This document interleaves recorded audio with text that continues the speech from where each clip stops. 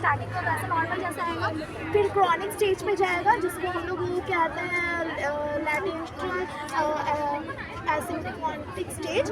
तो उस स्टेज में ये मतलब लगेगा कि आपकी बॉडी में कोई प्रॉब्लम नहीं है जब क्रॉनिक स्टेज में जाता है, क्योंकि ये जो स्टेज होता है ना स्टार्टिंग में ये इंटर किया पर इंटर करेगा तो थोड़ा बहुत सिम्टम दिखाएगा, लेकिन जब क्रॉनिक स्टेज में जाता है तो ये आपकी बॉडी में अपने आप को मल्टीप्लाई कर रहा है।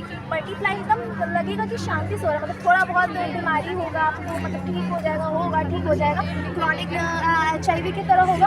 और जब ये पूरी तरह से एक्टिव हो जाता है और पूरी बॉडी में फैल चुका तो आपको क्या होता है, पूरी इम्यून सिस्टम को फैलने का मतलब ख़त्म कर चुका है। मैंने कहा ये इम्यून सेल है, इम्यून सेल को ये हिट कर रहा है, सारे इम्यून सेल को जा रहा है, मतलब सारे इम्यून सेल को ही हाईजैक कर लिया पूरी तरह से बॉडी का। तो अब बचाएगा कौन, कोई बचाने के लिए नहीं रहा बॉडी में। तो अब जब दूसरा कोई वायरस आ गया, कोई फंगस आ गया, कोई बैक्टीरिया आ गया, वो अब आपकी बॉडी में आएगा तो उससे तो आपको कोई नहीं बचा सकता ना। ये आपको मार नहीं रहा है, ये आपको मार नहीं रहा है, ये आपकी बॉडी में मल्टीप्लाई हो रहा है, लेकिन इम्यून सिस्टम खत्म कर दिया।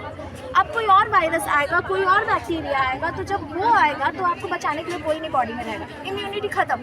तो अब आप दूसरी बीमारियों की वजह से मरेंगे, क्योंकि वो ठीक तो होगा नहीं, ठीक नहीं होगा। तो एड्स इसीलिए कहा जाता है कि एड्स को क्या हम लोग फुल फॉर्म जानते हैं, एक्वायर्ड इम्यूनोडेफिशिएंसी सिंड्रोम, मतलब कि एक्वायर्ड मतलब आ गया, दूसरा बीमारी आ गया हमको, वायरस पहले से है, दूसरा बीमारी आ गया, इम्यूनिटी खत्म हो गया, कोई बचा नहीं सकता है। तो अब आपको दूसरे, जैसे कि हम कहते हैं कि ब्रेन में कैंसर हो, ट्यूमर हो गया, किसी भी तरह का फैल जाता है। अभी पाया गया है ना कि बहुत सारी रेयर तरह के नई तरह के ब्रेन में फंगस हो गया, कैसे हो गया, इस तरह की चीज़ें देखी गई हैं। तो वो डॉक्टर भी कुछ नहीं कर सकते, इस सब ऐसा बीमारी में इम्यूनिटी खत्म हो गया, कुछ नहीं हो सकता।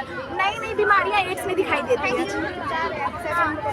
आपको क्या बोलते हैं, नौसिया, वॉमिटिंग, डायरिया ये सब होने लगेगा। आपके लिम्फ नोड्स जो है ये स्वॉलन हो गया, फूल गया है।